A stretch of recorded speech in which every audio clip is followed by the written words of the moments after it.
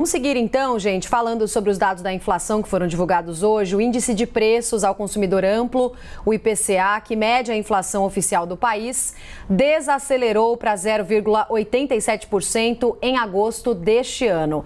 É o maior valor para o mês em mais de 2 décadas. E sobre isso, agora a gente vai colocar nessa conversa o economista e ex-diretor do Banco Central, Alexandre Schwartzman. Alexandre, muito obrigada pela sua participação. Boa tarde para o senhor. Eu e a Tainá Falcão e a Priscila Yazbek vamos conversando com você então. Boa tarde a vocês, obrigado pelo convite. A gente estava agora há pouco, Alexandre, falando sobre esses números e sobre a preocupação também para o consumidor, já que essa evolução inflacionária não parece ter uma saída muito fácil e ela tem vários fatores também. Queria ouvir o seu olhar sobre essa situação e quando que a gente deve ter uma projeção de uma melhora, como é que isso vai impactar a vida das pessoas? Bastante amplo, né? Olha, acho que assim, não tem uma solução imediata. A gente deve fechar o ano com uma inflação medida pelo IPCA, ali na casa de 8%, talvez um pouco acima disso. Abaixo de onde ela está hoje, né? A inflação em 12 meses ainda muito influenciada pelos últimos 3 meses de 2020. Os últimos 3 de 2021 devem ficar um pouquinho mais baixos, mas nada muito. A gente tem um problema complicado do ponto de vista de inflação. O Banco Central começou com atraso, eu nem ponho tanto a culpa. Eu tinha uma visão muito parecida com a do Banco Central no começo do ano, também não vi o tamanho da encrenca, mas o fato é que o Banco Central começou olhando para trás, ele começou tarde demais. A gente deveria talvez ter começado a subir juro já no 4º trimestre de 2020, né? E então tem um trabalho grande para ser feito. E com algumas complicações no meio do caminho, porque o Banco Central está absolutamente sozinho nessa batalha contra a inflação mais elevada, porque o resto do governo certamente não tem colaborado com a tarefa. Alexandre, a Tainá Falcão aqui falando. Eu queria puxar um pouquinho também para a questão política e para essas reações do presidente Bolsonaro quando ele decide não apenas, não só recuar, mas quando dobra a aposta, né? Enfim, tem essas bravatas, né? Continua conversando muito ali com a sua base eleitoral. O que a gente pode prever, né, ainda esse ano, já que muitos especialistas acreditam que, também por conta da proximidade do ano eleitoral, já a partir de novembro, as pautas no Congresso e muitas delas de interesse do governo não vão mais caminhar. Inclusive com uma fala ontem do vice-presidente da Câmara, que diverge do presidente da Câmara, Arthur Lira, dizendo, Marcelo Ramos, que ele já não acredita mais que alguma coisa ande esse ano no Congresso. Quando o Bolsonaro decide dobrar a aposta, o que a gente pode esperar?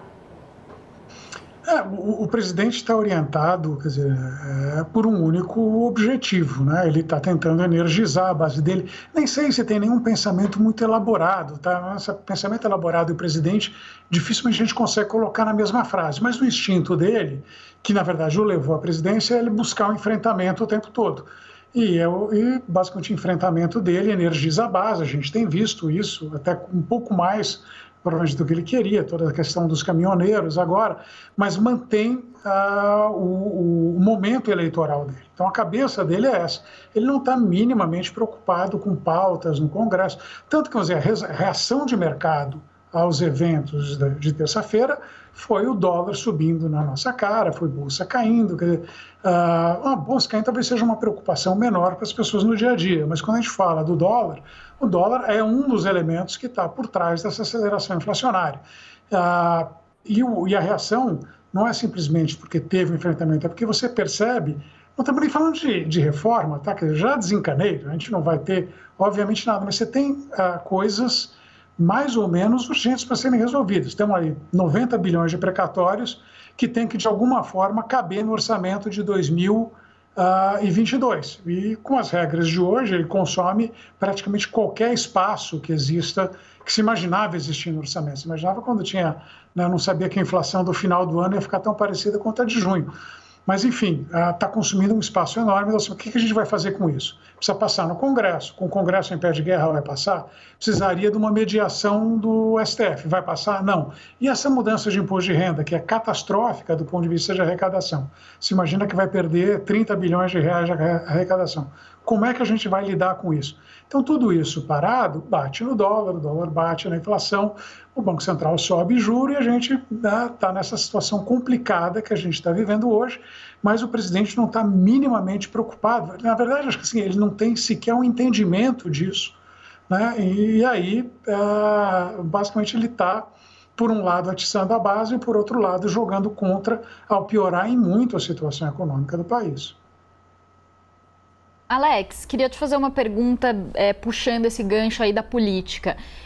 A economia acaba afetando muito a popularidade dos candidatos, principalmente quando a gente está com uma proximidade aí das eleições. Você não acha que pode haver uma mudança de postura do presidente, vendo esses dados de inflação pressionados, vendo esses dados fracos da economia? Ele não pode mudar essa postura para tentar aumentar de novo sua popularidade a tempo da proximidade aí das eleições? E mais, tem algumas análises políticas aí que indicam que, inclusive o Caio Junqueira, ontem nosso analista estava falando sobre isso, que os parlamentares, Lira, Pacheco, poderiam tomar a frente e fazer uma espécie de parlamentarismo branco para conseguir assumir a liderança dessa agenda de reformas e, com isso, fazer a pauta econômica caminhar. Você não acha que, ao mesmo tempo que a gente está vendo problemas vindo da política, a própria política pode tentar se ajustar para endereçar essas questões?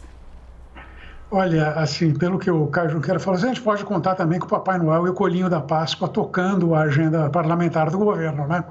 Assim, não é uma tarefa que cabe, o governo está interessado nisso. O Arthur Lira tem zero de interesse sobre esse assunto.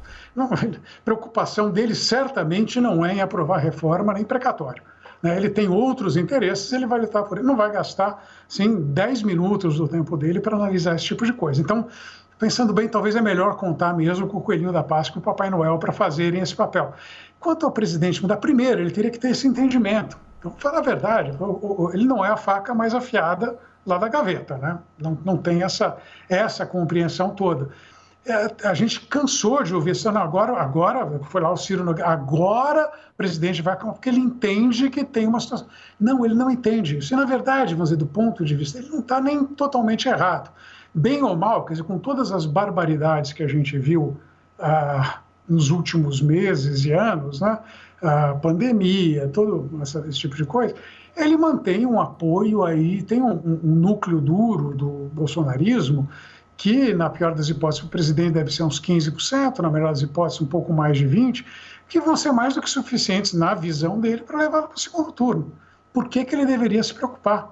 Né? Então, eu não acho que ele mude por conta disso. E para os instrumentos puramente econômicos até podem lidar com a inflação. Quer dizer, se o Banco Central subir o juro o suficiente, a gente pode pensar, eu estou imaginando alguma coisa ali para cima de 8%, 8,5% mais ou menos, talvez consiga trazer a taxa de inflação mais para casa de 4%, quer dizer, muitos dos acidentes que teve esse ano não ocorrerão no próximo, etc. A gente olha para os núcleos de inflação, talvez seja uma medida mais clara da pressão inflacionária, que eles sejam tranquilos, né? Os núcleos de inflação estão carregados, estão aí rodando na casa de 6%, 7% nos últimos 12 meses, mas dá para brigar. Agora, é isso, é só o Banco Central fazendo força. A gente teria que ver um baita esforço do ponto de vista de contas públicas para corroborar esse tipo de coisa. E para a conta pública, bom, primeiro você precisa ter interesse, quer dizer, você não pode falar, não, o presidente não vai fazer nada, mas não se preocupa, porque a Câmara e o Senado vão tomar conta disso. Claro, a Câmara e o Senado sempre foram muito preocupados com os futuros das contas públicas no Brasil, né? Alexandre Schwartzman, economista e ex-diretor do Banco Central, muito obrigada por essa conversa aqui com a gente no Visão. Até uma próxima oportunidade. Boa tarde. Até uma próxima. Bom final de semana a todos. Até.